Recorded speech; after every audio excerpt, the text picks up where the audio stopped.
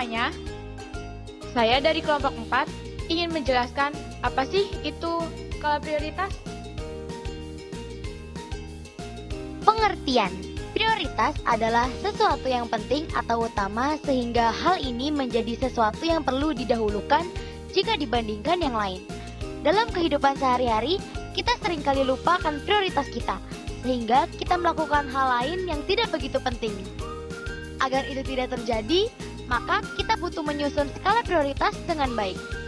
Skala prioritas adalah pengurutan kebutuhan berdasarkan tingkat kepentingan dari kebutuhan tersebut agar kita paham mana yang harus dipenuhi terlebih dahulu berdasarkan urutan kebutuhan tersebut.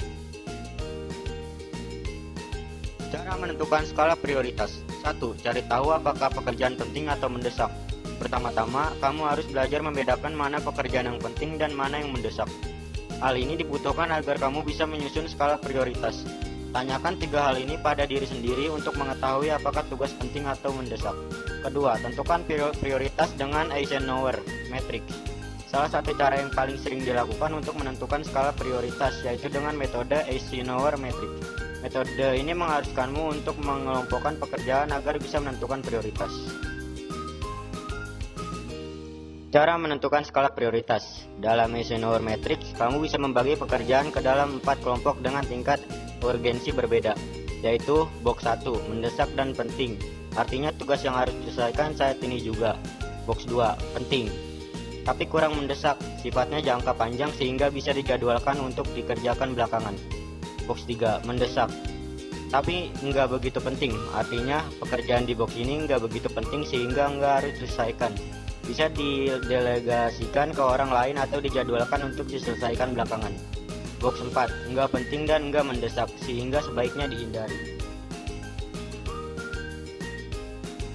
Ketiga, gunakan metode time blocking. Satu lagi metode yang bisa kamu gunakan sebagai cara menentukan skala prioritas yaitu time blocking. Maksudnya, metode ini mengharuskan untuk membagi waktu yang dimiliki menjadi blok-blok kecil. Keempat, beri deadline untuk tugas penting. Seperti penjelasan di atas, seringkali kita cenderung melakukan hal yang sifatnya mendesak. Nah, kamu bisa mencoba pendekatan sebagai cara menentukan skala prioritas. Tetapkan deadline bagi pekerja yang sifatnya penting, dengan memberikan tenggat waktu untuk tugas yang penting meski kurang mendesak. Kamu akan terpacu untuk segera menyelesaikannya. Yang kelima, sistem 5-hour rule. Satu lagi cara menentukan skala prioritas yang bisa kamu lakukan yaitu dengan menggunakan 5-hour rule. Maksudnya adalah kamu harus menyisihkan setidaknya 1 jam dalam sehari untuk mempelajari hal-hal secara sukarela. Hal utama yang harus diperhatikan pada saat menyusun skala prioritas adalah keuntungan bagi diri sendiri, ketersediaan tabungan, kebutuhan seluruh anggota keluarga, penghasilan yang tersedia. Diagram skala prioritas sebagai berikut.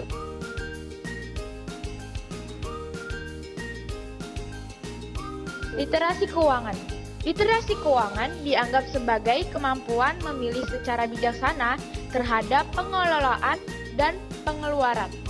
Literasi ini memberikan gambaran terhadap bagaimana uang itu bergerak dan bagaimana caranya uang yang kita miliki bisa menutupi kebutuhan-kebutuhan kita. Setelah mengetahui bahwa uang akan mengalir kemana dan demi keperluan apa, maka orang terkait bisa menilainya sendiri dengan bertindak ekonomis lewat skala prioritas dan literasi keuangan. Maka secara bijaksana mereka tahu untuk apa uang itu dikeluarkan dan seberapa penting kebutuhan tersebut untuk dipenuhi. Pengertian literasi keuangan. Literasi keuangan adalah kemampuan dalam memahami dan menggunakan berbagai kemampuan keuangan secara efektif, seperti manajemen keuangan pribadi, pengangguran, dan investasi. Literasi keuangan merupakan fundamental dari hubungan seseorang dengan uang dan akan terus dipelajari sepanjang hayat. Contoh literasi keuangan. Hadirnya berbagai macam tabungan, kesadaran masyarakat mulai menerapkan menabung sejak dini.